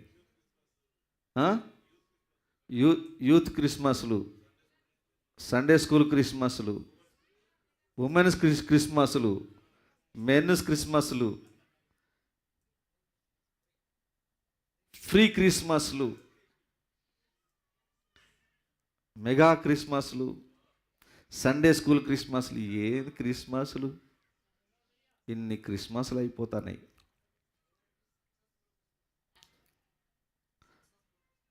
Successful Christmas. ఇన్ని క్రిస్మస్లు మన యొక్క క్రిస్టియానిటీలోకి వచ్చేసినాయి. అందరికీ ఇది ఒక పెద్ద సంబరం. నెల డిసెంబర్ స్టార్ట్ అయిందంటే చర్చిల ముందు పెద్ద స్టార్ పెట్టి, ప్రభుత్వం కూడా ఒక్కొక్క చర్చికి 30,000 ఇస్తుందట. ఎందుకు తెలుసా? ఈ లైట్లు, స్టారు, ఈ అలంకరణ కొరకు ఇవన్నీ సెట్ చేసుకోవడానికి చర్చిలకు 30,000 ఇస్తుందట. సరే, వాళ్ళకి తెలియదు, వాళ్ళు ఇస్తారు, ప్రాబ్లం లేదు. కానీ ఇక్కడ మన క్రిస్టియన్స్ ఈ విధంగా వెళ్ళిపోతున్నారు. సరే, ఏది ఏమైనా దేవుని కృపను బట్టి దేవుడు మనల్ని బయటికి పిలిచాడు. ఈ విషయాలు మనం తెలుసుకొని మనం ఏం చేయాలంటే వాటిలో మనం పాలు పొందకుండా దూరంగా ఉండాలి. క్రిస్మస్ ట్రీలు, అప్పటికే షాపులలో బిజినెస్ కొరకు, వాళ్ళు బిజినెస్ ఆకర్షణ కొరకు క్రిస్మస్ ట్రీలు పెడుతున్నారు. ఇంకా అన్నీ ఉన్నాయి. అదే క్రిస్మస్ ట్రీసు, గంటలు, లైట్లు అన్నీ పెడుతున్నారు. తర్వాత కొన్ని మంచి హాస్పిటల్స్లో కూడా నేను చూసిన, హాస్పిటల్లో కూడా ఎదురుగా ఒక మన పశువుల పాక గుడిసేసి ఆ గుడిసెలో మరియమ్మను పెట్టి, మరియమ్మ యేసు ప్రభు ఎత్తుకున్నట్లు ఒక విగ్రహం పెట్టి పెడుతున్నారు. నిజమే కదా? మరియమ్మ వచ్చి ఆ బాలుని ఎత్తుకొని ఉంటే జ్ఞానులు వచ్చి మొక్కుతున్నట్టు. మీకు తెలుసు కదా, జ్ఞానులు యేసు ప్రభువును దగ్గరికి వచ్చినప్పుడు యేసు ప్రభు వయసు ఎంత? 2 సంవత్సరాలు. జ్ఞానులు వచ్చేసరికి 2 సంవత్సరాలు పట్టింది. 2 సంవత్సరాల బాలుని వాళ్ళు ఆరాధించిపోయారు. ఇప్పుడు మనం పశువుల పాకలో అప్పుడే పుట్టిన పిల్లవాడిని పెడుతున్నారు. అంటే ఒక్క దగ్గర బయలుపాటు పోయిందంటే ఇక అంతా పోయినట్టే. యేసుక్రీస్తు నామములో బాప్తిజం, అపోస్తలుల బోధ పోయిందంటే అంతా కొట్టుకుపోయినట్టే. కనుక దయచేసి నా ప్రియ సోదరులారా, మనం వీటన్నిటి విషయంలో అన్య పండుగలు కానీ అన్య దినాలు కానీ, ఒకటి యూదుల పండుగలు కానీ యూదుల దినాలు కానీ, 2 మళ్ళా క్రైస్తవ పండుగలు కానీ క్రైస్తవ దినాలు కానీ, 3 ఇవేవి మనకు అవసరం లేవు. కోతకాల పండుగ ఉందండి మనకు? కోతకాల పండుగ లేదు, శ్రమల దినాలు లేవు, అమావాస్యలు లేవు, పున్నాలు లేవు. మనకు అన్ని రోజులు మంచివే. దేవుడు ఎట్లా ఇచ్చినండి మనకు?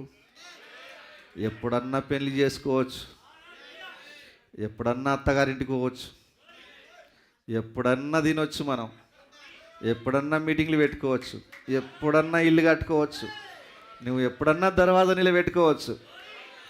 ఎంత స్వేచ్ఛ ఇచ్చిను! నువ్వు ఎప్పుడన్నా జ్ఞాపకార్థం కూడా పెట్టుకోవచ్చు. మనం స్వేచ్ఛా జీవులం.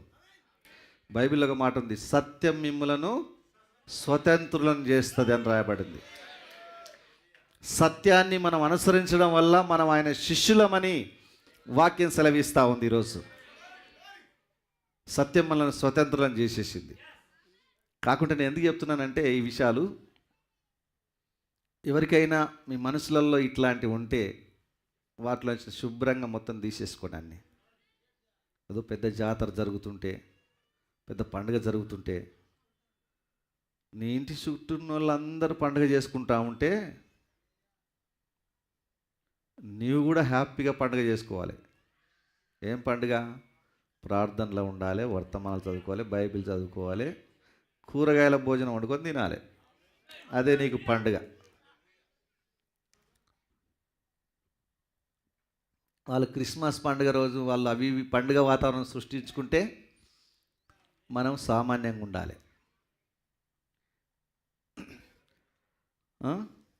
ప్రత్యేకంగా కనబడాలి. మనం ఎవరన్నా అడిగినా కూడా మనం చెప్పాలి. ఇంకో విషయం తెలుసా, మనల్ని చూస్తే ఎవరన్నా ఏమనుకుంటారు తెలుసా? వాళ్ళకి వచ్చిన డౌట్ ఏముంది వస్తుందంటే, అసలు వీళ్ళు నిజమైన క్రిస్టియన్సేనా అనే డౌట్ వస్తుంది మన గురించి. వీళ్ళు క్యాథలిక్ వాళ్ళని అంటున్నారు, బ్యాప్టిస్ట్ వాళ్ళని అంటున్నారు, వాళ్ళు తప్ప అంటున్నారు, వీళ్ళు తప్ప అంటున్నారు, అందరు తప్ప అంటున్నారు, పండుగలు చేసుకుంటలేరు, వీళ్ళ చర్చి వినా ఒక లైట్లు లేవు, వీళ్ళకు సున్నాలు వేసుకోరు. స్టార్లు లేవు, మెసేజ్ బిలీవర్స్ ఇళ్ళల్లో స్టార్లు లేవు. వీళ్ళు క్రిస్టియన్సేనా అసలు? హల్లెలూయా! ఎంత మంచి సాక్ష్యం. మన ఇళ్ళల్లో స్టార్లు ఉండకూడదు. నిజమేనా? ఇంకా బార్లు ఉండవులే మెసేజ్ ఇళ్ళల్లో. సంఘశాఖల వాళ్ళ ఇళ్ళల్లో బార్లు ఉంటాయి. ఒక ఆయన అంటాడు, ఇంటి పైన స్టారు, ఇంట్లో బారు, తర్వాత వార్ అంటాడు. బారు వారు, స్టారు బారు వారు. వారు అంటే కొట్లాడడం, యుద్ధం.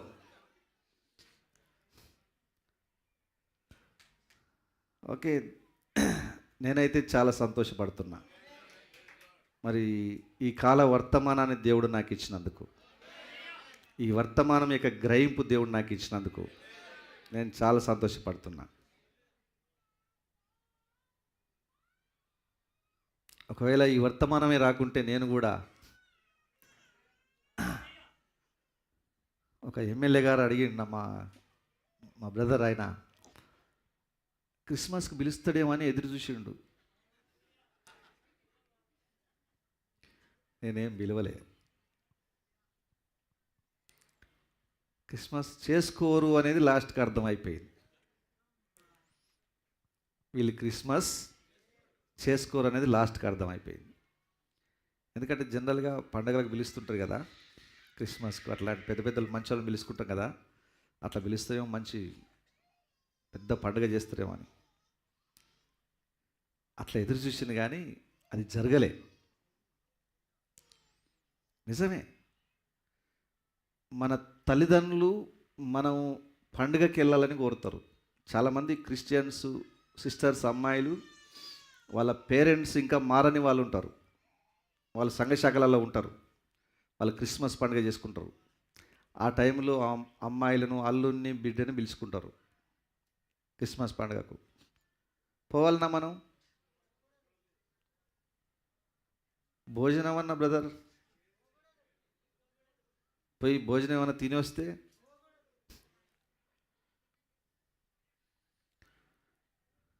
క్రిస్మస్ను పాటిస్తే నువ్వు సూర్యదేవుని దినాన్ని, పుట్టిన దినాన్ని జరుపుకున్నట్టే. దేవుళ్ళు కాని వారికి మళ్ళా నీవు దాసుడవైనట్టే. December 25 అనేది యేసుక్రీస్తు పుట్టిన తేదీ కాదు, అది సూర్యదేవుని జన్మదినం. నువ్వు December 25 చేసుకున్నావంటే సూర్యదేవునికి నీవు దాసుడవైనట్టే. అవునా? సూర్యదేవునికి నీవు బానిసవైనట్టే. ఎందుకంటే బైబిల్లో చెప్తుంది, నీవు వాటికి దాసులై ఉండగోరనేలా. నువ్వు దినములను పాటిస్తే దాసుడవైనట్టే. లేదు మరి నేను ఫ్రీగా ఉన్నా, నేను దాసుని ఏం కాలేదు, నువ్వు అనుకుంటున్నావు అట్లా. బైబిల్ చెప్తుంది అట్లా, నువ్వు దాసుడవైనట్లే అని. కనుక ఎవరున్నా, ఎలాంటి వాతావరణం ఉన్నా, మనం ఒక వర్తమాన విశ్వాసిగా మనం ఆడ రుజువు చేయాలి. ఎవరన్నా అడుగుతారు, ఏందమ్మా మీరు క్రిస్మస్ చేసుకుంటలేరు, మీ ఇంట్లో స్టార్ లేదేందని అడుగుతారు. కూర్చోబెట్టి వాళ్ళకి సువార్త చెప్పాలి. అది ఒక అవకాశం తీసుకోవాలి మనం. వీళ్ళేమో సెమీ క్రిస్మస్లు ర్యాలీలు చేసి యేసు పుట్టాడని ప్రచారం వీళ్ళు చేస్తున్నారు. ఈ క్రిస్మస్ ద్వారా యేసు పుట్టాడని ప్రచారం చేసిన ద్వారా దేవుని నమ్ముకున్న వాళ్ళు ఎవరు లేరు. జస్ట్ వీళ్ళ ప్రచారం వరకే, అంతవరకే. కానీ పర్సనల్ ఇవాంజలిజం ద్వారా, వ్యక్తిగత సువార్త ద్వారా, మీటింగ్స్ ద్వారా ఆ విధంగా సువార్త చెప్పి చాలామంది లోపలికి వచ్చారు. కనుక ఈ మధ్యాహ్న కాల సమయంలో సోదరి సోదరులారా, మనం ఒక ప్రత్యేకమైన తరగతి ప్రజల్లాగా ఉండాలి.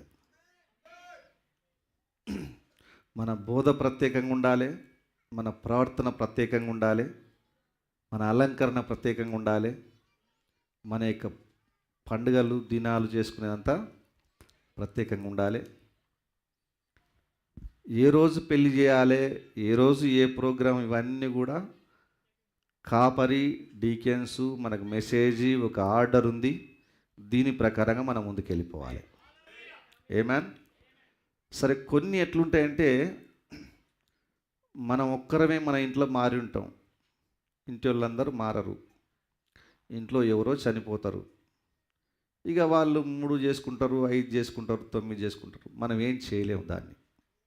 మెజారిటీ ఏమైపోయింది? మెజారిటీ అటువైపు అయిపోయింది, ఇటు మైనారిటీ అయిపోయింది. మనం ఏం చేయలేము. నడవని వాళ్ళ కొరకు మనం ప్రార్థన చేయాలి. ఒకవేళ మెజారిటీ కానీ ఇటు ఉంటే దాన్ని శుభ్రంగా బ్యాన్ చేసేసేయాలి.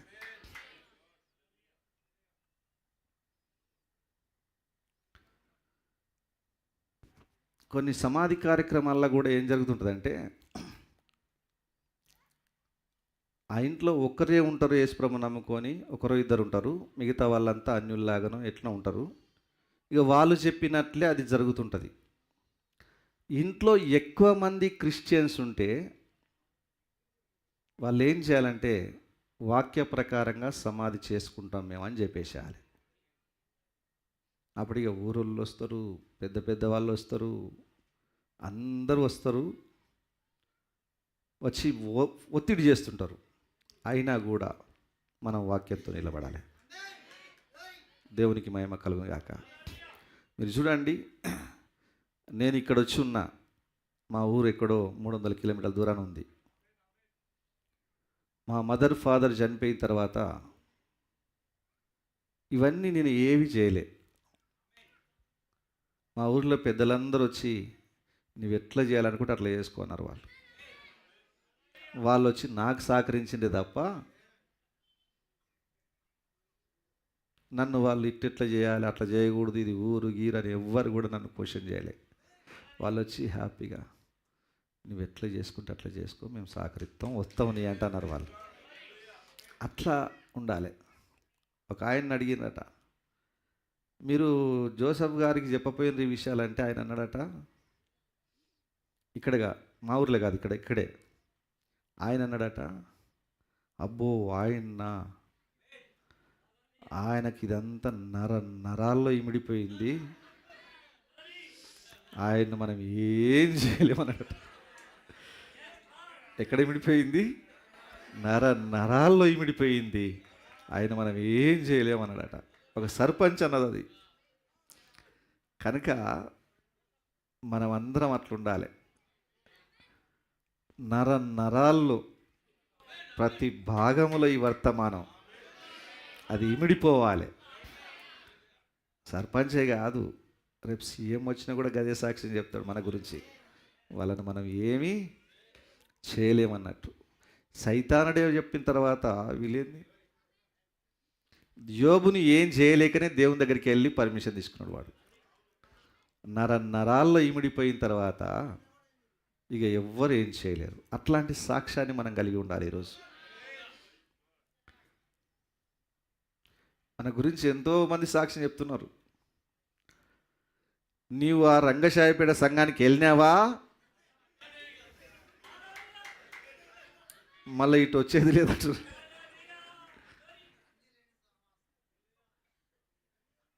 మళ్ళీ అటు పోయిందంటే ఇటు వచ్చేది లేదు. ఏంది అంటే, మీరు వాడికి వచ్చిన వాళ్ళని ఇట్లా పిల్లర్ లోపలికి రంధ్రం తీసి పిల్లర్ వేసినట్టు వేస్తున్నారు అయ్యా ఆడ మీరు అంటున్నారు. నిజమేనా? మన దేవుడు మనల్ని అట్లా చేసిండు, ఈ వర్తమానం మనల్ని అట్లా చేసింది. దేవునికి మహిమ కలుగును గాక. ఒక ఆయన అంటాడు, ఏందయ్యా మీరు ఉషిళ్ళను పట్టినట్లు పడుతున్నారు పాస్టర్లను అంటున్నాడు ఆయన. పట్టేది మనం కాదు, దేవుడే పడుతున్నాడు. మనం ఏం చేస్తాం? రాత్రి ఒక పాస్టర్ వచ్చిండు, రాత్రి 9 గంటలకు వచ్చి 10:30 వరకు మాట్లాడిపోయిండు. ఆయన సత్యాన్ని వినిపోయిండు. అయ్యా నేను కూడా వస్తా అన్నాడు. చూడండి దేవుడు మార్గం ఎట్లా తెరుస్తున్నాడో. వాక్యంతో నిలబడండి, వాక్యం మీ పక్షాన ఉంటుంది. వాక్య భద్రత, దేవుని యొక్క సన్నిధి మీకు తోడుగా ఉంటుంది. ఏది ఏమైనా నిలబడండి. దేవుడు మిమ్మల్ని దీవించునుగాక. దేవుడి వాక్యాన్ని దీవించునుగాక.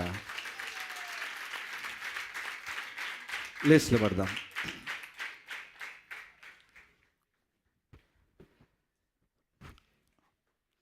లేస్లో పడదాం.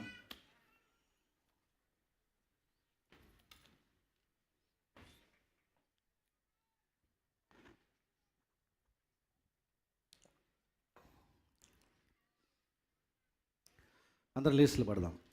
లేస్లో పడి కళ్ళు మూసుకుందాం.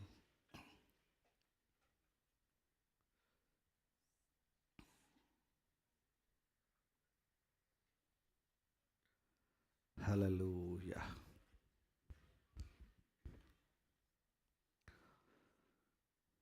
అందరం లేచేబడి కళ్ళు మూసుకొని ఒక్కసారి ఈ మధ్యాహ్న కాల సమయంలో నా ప్రియ సహోదరుడా సహోదరి దేవునికి ప్రార్థన చేయి. ప్రభువా, ఈరోజు ఈ సత్యములోకి రావడం అంటే నీ కృప అని నేను నమ్ముతున్నాను. ఈ వర్తమానంలోకి రావడం అంటే అది నీ కృప అని నేను నమ్ముతున్నాను. నీకు వందనాలు, స్తోత్రములు ప్రభువా. క్షేమకరమైన స్థలములో మమ్మల్ని ఉంచారు.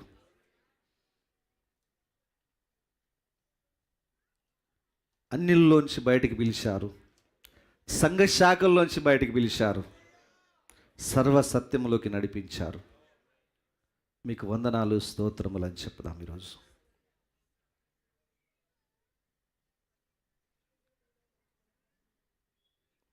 ఎవరైనా ఇక్కడ మీ యొక్క హృదయములో ఇంకా ఏదైనా దినములను, మాసములను, ఉత్సవకాలములను, సంవత్సరములను ఆచరించే మనసు ఏదన్నా ఉంటే ప్రభా ఈ మనసును తీసివేయండి అని ప్రార్థన చేయండి. ఒకవేళ నువ్వు దేవుని నమ్మిన తర్వాత కూడా ఈ విధంగా చేసినట్లయితే ప్రభా నన్ను క్షమించని ప్రార్థన చేయను ఈరోజు. ఎస్,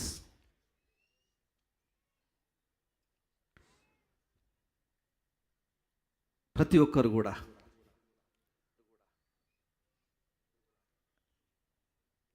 భవిష్యత్తులో కానీ ప్రభా ఇక ఎన్నడూ కూడా నేను ఈ దినములను, మాసములను, ఉత్సవకాలములను, సంవత్సరములను ఆచరించకుండా నీ కృపలో నన్ను భద్రపరచండి నాయన అని ప్రార్థన చేయండి.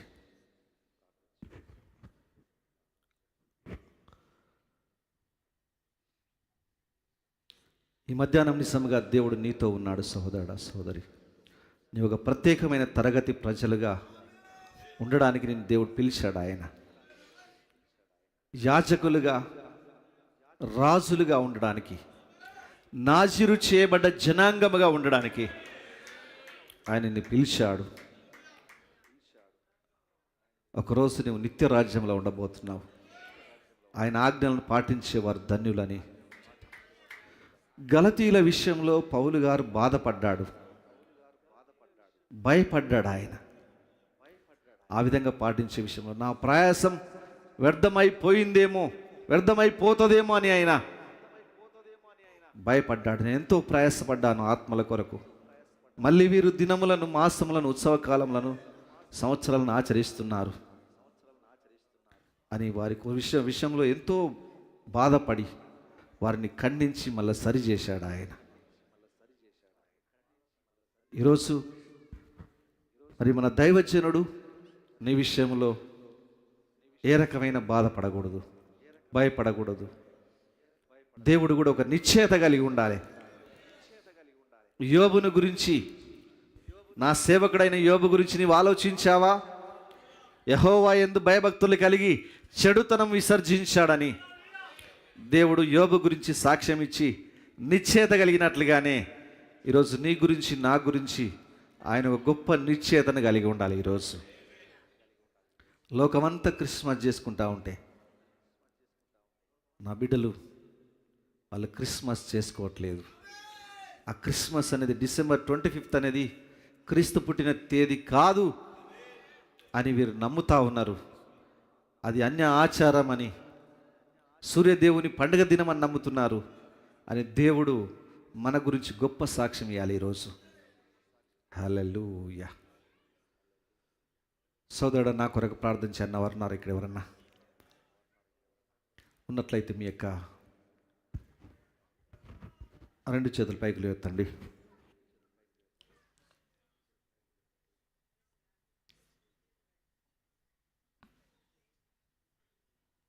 నిజమే, పండుగ, అమావాస్య, విశ్రాంతి దినం, దినములు, మాసములు, ఉత్సవ కాలములు, సంవత్సరములు, ఇలాంటి వాటిని నేను ఆచరించకుండా భవిష్యత్ అంతట్లో దేవుని కృపలో నేను భద్రపరచబడి దేవుని రాజ్యములకు వెళ్ళినట్లు నా కొరకు ప్రార్థించన్న వారినట్లయితే మీ రెండు చేతుల పైకి లేవెత్తండి. నేను మీ కొరకు ప్రార్థన చేస్తాను. ఎక్కడ కూడా నేను వెనకకు జారిపోకుండా, నా చుట్టుపక్కల ఎంతమంది ఏ పండుగ చేసుకున్నా నేను నా హృదయము, నా మనసు దాని వైపు లాగకుండా, మోయాబీయుల పండుగ వైపు ఇజ్రాయేలు ఆశ కలిగి వెళ్ళినట్లు నేను వెళ్ళకుండా, దేవా నాకు సహాయం చేయి అని మీరు అడగండి. దేవుడు సహాయం చేయబోతున్నాడు. మీ చేతులు ఎత్తి ఉండగానే ఎవరైనా అనారోగ్యంతో ఉంటే తెలియచేయండి, సమస్యలతో ఉంటే కూడా తెలియచేయండి. దేవుడు మీకు సహాయం చేయబోతా ఉన్నాడు.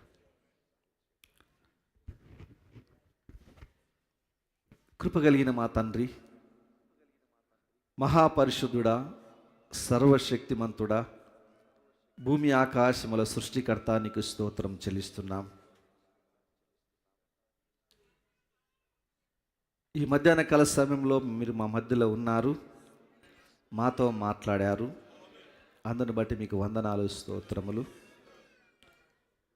నిజముగా మీరు మమ్మల్ని ప్రేమిస్తున్నారని మేము నమ్ముచున్నాం. మరొకసారి నాయన, మరి మా ప్రవక్తను మా కొరకు పంపి గొప్ప వర్తమానం ఇచ్చి అపోస్తలు, ప్రవక్తలు వేసిన పునాది పైన మమ్మల్ని కట్టి సత్యములో ఎదిగింపజేస్తున్నందుకు మీకు వందనాలు, స్తోత్రములు.